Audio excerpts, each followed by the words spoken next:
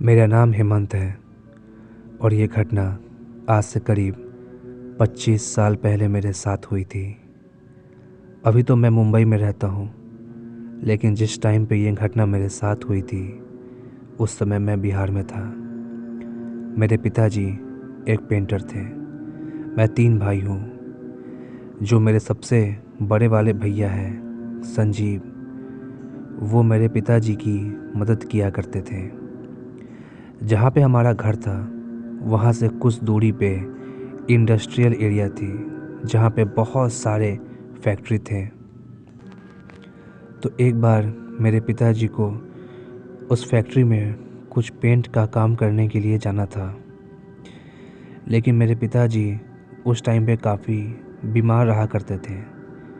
तो इसके लिए उन्होंने बड़े भैया से कहा कि एक काम करो, तुम चले जाओ और शाम को काम ख़त्म करके वापस आ जाना। वैसे भी वहाँ पे बस एक दिन का ही काम था।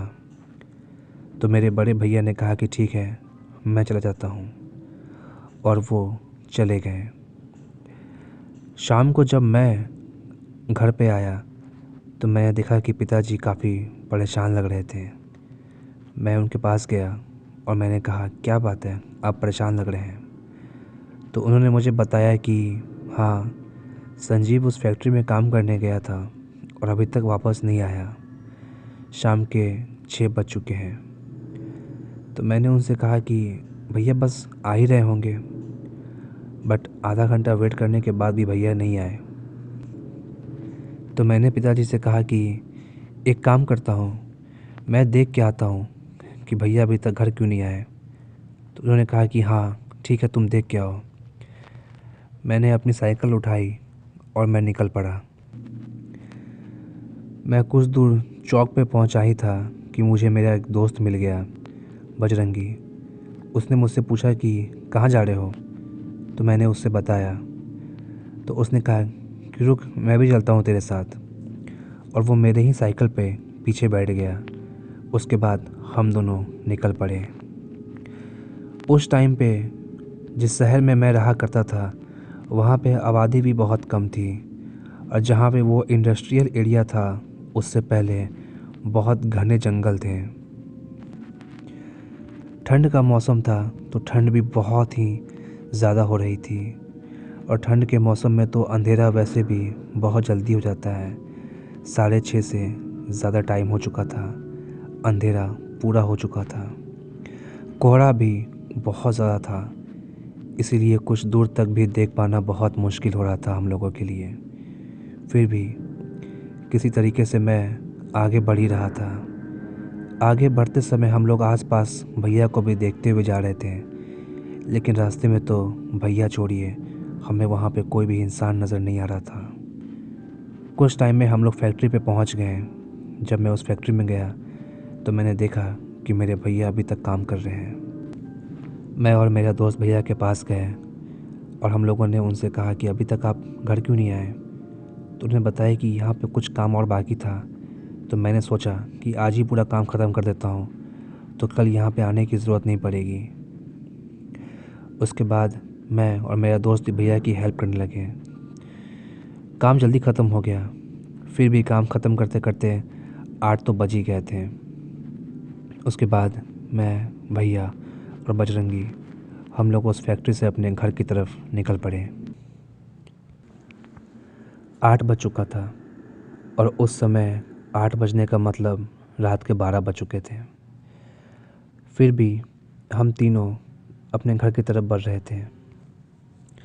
भैया एक साइकिल पर थे, मैं और बजरंगी एक साइकिल पे।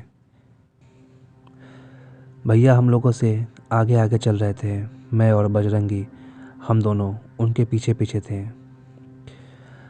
भैया अकेले थे तो वो साइकिल थोड़ी तेज़ चला रहे थे। मैं भी साइकिल तेज़ चला रहा था, लेकिन फिर भी मैं थोड़ा सा उनसे पीछे हो गया। भैया को पकड़ने के लिए मैं साइकिल को और तेज़ करने लगा कि तभी मुझे ऐसा लगा कि जंगल के बीच से कोई औरत सड़क के सामने आ गई है। मैं जल्दी साइकिल की ब्रेक लगाई, लेकिन ब्रेक लगाते लगाते मैं उस औरत से टकरा गया और मैं साइकिल नीचे गिर गई। मैं और मेरा दोस्त दोनों नीचे गिर गए थे। मेरा दोस्त गुस्साते हुए मुझसे बोला, अरे पागल हो गया है क्या यार? तो मैंने उसे कहा, मैं क्या करता? वो औरत बीच में आ गई। उसने कहा, कौन औरत? मैंने कहा, अबे वो। और ऐसा कह के जब मैं उस तरफ पलटा तो वहाँ पे कोई औरत नहीं थी। उसने मुझसे कहा कि कहाँ कोई औरत है? मैंने कहा कि अभी तो यहीं पे एक औरत थी। उसने कहा, तू पागल हो गया है क्या यार? हट, अब साइकिल मैं चलाता हूँ।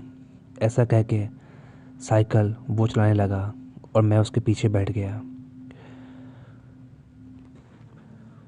चारों तरफ पूरा अंधेरा हो चुका था। ठंड भी बहुत तेज़ हो गई थी और कोहरा भी उतना ही हो रहा था। अब मेरा दोस्त साइकिल चला रहा था और मैं पीछे बैठा हुआ था। जब मैं साइकिल के पीछे बैठा हुआ था तो मुझे ऐसा लग रहा था कि कोई मेरे साइकिल का पीछा कर रहा है। कोई है जो मेरे साइकिल के साथ साथ दौड़ रहा है, मेरे बिल्कुल पीछे। क्योंकि मैं साफ साफ महसूस कर पा रहा था कि कोई जस्ट मेरे पीछे है। लेकिन मेरी इतनी हिम्मत नहीं हो रही थी कि मैं पीछे मुड़ के देखूं कि पीछे है कौन। कि तभी मुझे ऐसा लगा कि किसी ने मेरे कंधे पे हाथ रखा है और साइकिल उस समय चल रही थी। मैं साइकिल के पीछे बैठा हुआ था।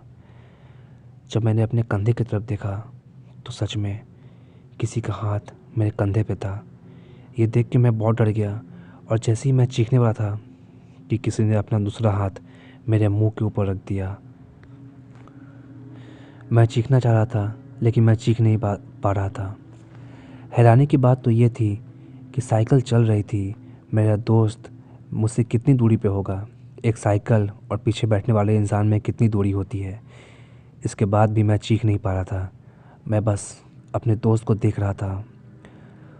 वो हाथ जिस किसी का भी था उसने मेरे मुंह को बहुत ज़ोर से पकड़ा था, इसलिए मैं बिल्कुल नहीं चीख पा रहा था।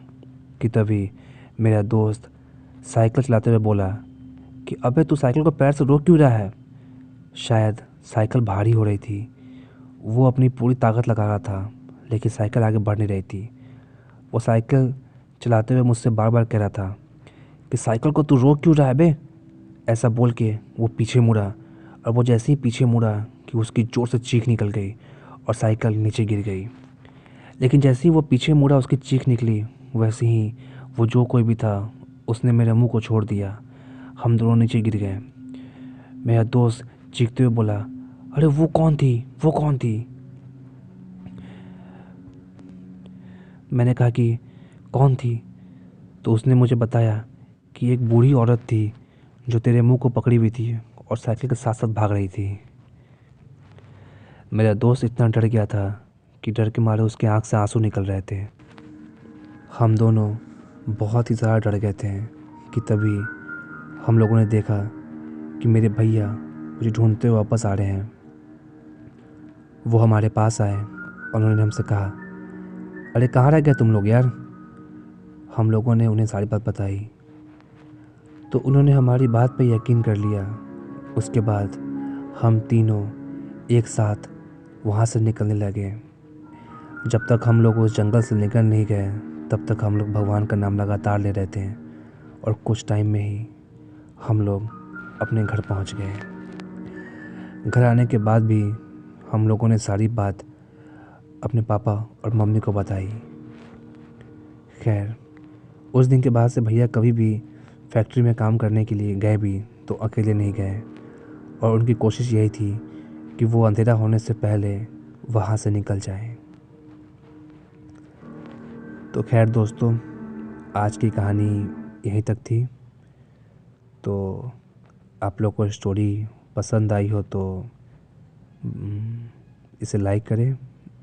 1 मिनट, सबसे पहले तो मैं बात करता हूँ अपने नॉर्मल आवाज़ में। आदत हो गई है हॉरर स्टोरी बोलते बोलते इस आवाज़ में बात करने की। तो दोस्तों, अगर आप लोग को ये है मेरे नॉर्मल बोलने का तरीका। तो दोस्तों, आप लोग को अगर वीडियो पसंद आया हो तो लाइक करें, सब्सक्राइब करें, शेयर करें और हाँ यार, जल्दी से 100 कर दे यार, 100 सब्सक्राइबर जल्दी से कर दें। ठीक है, तो मिलता हूँ आप लोगों से अगले वीडियो में। तब तक के लिए बाय बाय, अपना ख्याल रखें।